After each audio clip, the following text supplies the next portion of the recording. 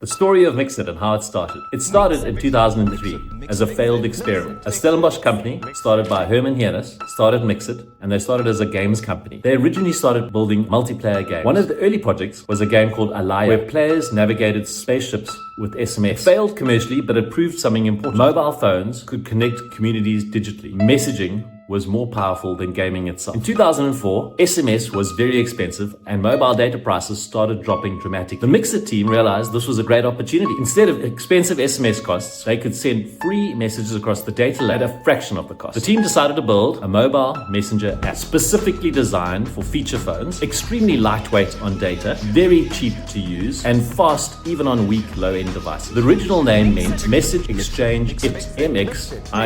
Mxit. The developers built Mxit from scratch using Java and C++. Some of the key technical ideas were lightweight design. Phones in Africa were mostly Nokias, with tiny screens, very low memory, slow connections, and weak processors. So the software had to be extremely efficient. Secondly, always on messaging. Instead of paying per SMS, users could stay connected to a central messaging network. Then, mobile first architecture. Mxit was designed for mobile, not for desktop. It became mobile first before the term became globally fashionable. And lastly, it was built for massive scaling. As usage exploded, millions of people started sending messages every minute of every hour of every day of the week. It was built by a small, obsessive team. The early Mxit culture was experimental, chaotic, creative, and obsessive. Developers worked intensely, often without sleep, and certainly without the certainty that the company would survive. The leadership style was entrepreneurial, not corporate. Fast decisions, constant iteration, improvisation, persistence. It's called the syndrome of the unreasonable entrepreneur, believing you can change the world even though the logic says otherwise. People used Mxit for cheap communication above all. This was the single biggest reason for Mxit's success. SMS was expensive for many South Africans. Mxit made communication virtually free. Teenagers and young adults could chat constantly, form friendships, flirt, coordinate social lives, and build online identities. Users of Mxit created a form of social belonging and online identities that they cherished and lived with. Mxit became a digital society.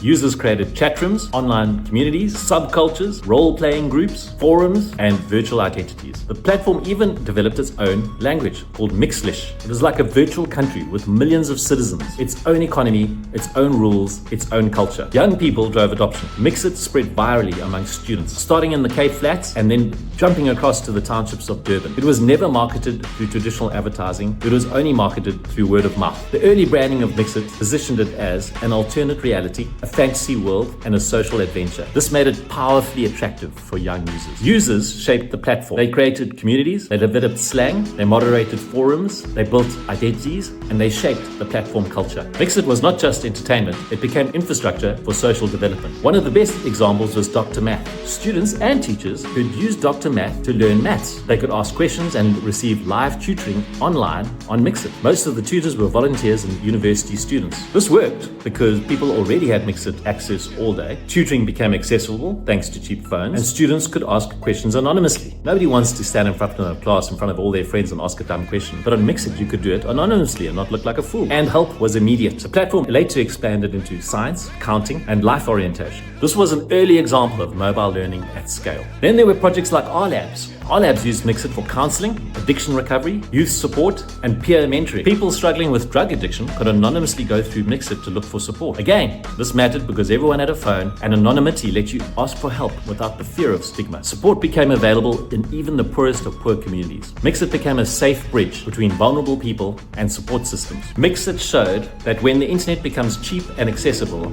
society can change for the better. People's lives can change for the better. That's why so many people miss Mxit and love Mxit and send me messages every day saying, please bring back Mxit. Mxit doesn't exist anymore, but it doesn't mean it's no longer alive. Long live Mxit.